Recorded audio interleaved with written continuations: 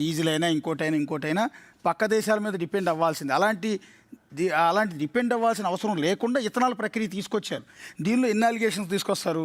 నితిన్ గడ్కరీకి సంబంధించిన కంపెనీ ఉంది, సో దీనివల్ల నితిన్ గడ్కరీ బాగుపడిపోతున్నాయని ఒక అలిగేషన్. రెండో మరీ దారుణం ఏంటంటే ఇథనాల్ కలిపిన పెట్రోల్కి చీమలు పడుతున్నాయని చెప్పి. ఇది పెట్రోల్ ట్యాంకర్ల కంట చీమలు పడుతున్నాయంట.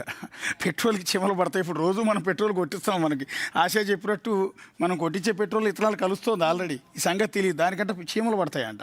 సో ఈ విచిత్రం ఏంటంటే ఇది ఇథనాల్ బ్లెండెడ్ పెట్రోల్ ఈ కార్యక్రమం వల్ల, అంటే సెంట్రల్ గవర్నమెంట్ ఇంప్లిమెంట్ చేసిన తర్వాత మొదట్లో సర్తా చెప్పింది 10% ఉండేది, ఇప్పుడు 20% చేశారు. అంతే, ఆల్రెడీ ఎప్పటి నుంచో ఉంది.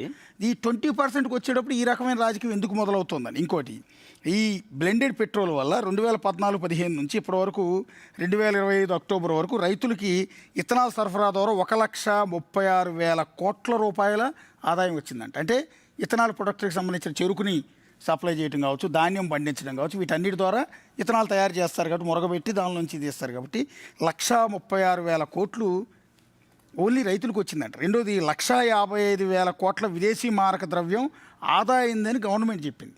ఇంకా అన్నిటికన్నా కీ పాయింట్ ఏంటంటే ప్రముఖ OEM 2025-26 ఆర్థిక సంవత్సరంలో 2.84 కోట్లు, అంటే 2,84,00,000 వెహికల్కి సర్వీస్ చేస్తే అందులో E20కి అనుకూలంగా 1.5 కోట్ల వాహనాలు ఉన్నాయంట. ఇందులో E20 వల్ల తుప్పు పట్టిందని కానీ, అసాధారణ సాకెట్లు కానీ ఇవన్నీ కూడా అరిగిపోయాయి అని కానీ, ఇంజిన్ దెబ్బతిందని కానీ, బండి ఆయుష్ బోరుకు వచ్చిందని కానీ ఎక్కడా వాళ్ళు ప్రూవ్ చేయలేకపోయారు.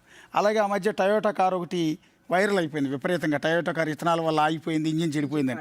దాని మీద కూడా వీళ్ళందరూ పరిశీలించి దాన్ని మొత్తం చెక్ చేసి అల్టిమేట్గా చెప్పింది ఏంటంటే అది ఇథనాల్ వల్ల కాదంట, అందులో వాటర్ కలిసిందంట పెట్రోల్. కానీ ఇథనాల్ వల్ల మాత్రం ఎంతో కొంత మైలేజ్ తగ్గుతుంది అనేది మాత్రం వాస్తవం.